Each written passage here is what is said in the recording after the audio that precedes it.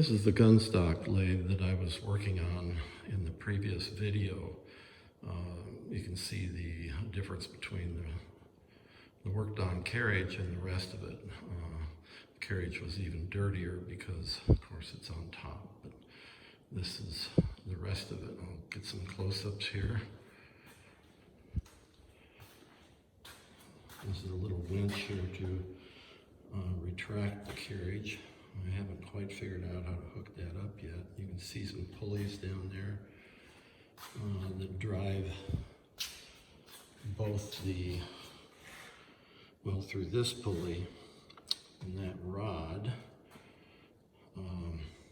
that drives the head here, which rotates the parts very slowly. There's a worm drive there.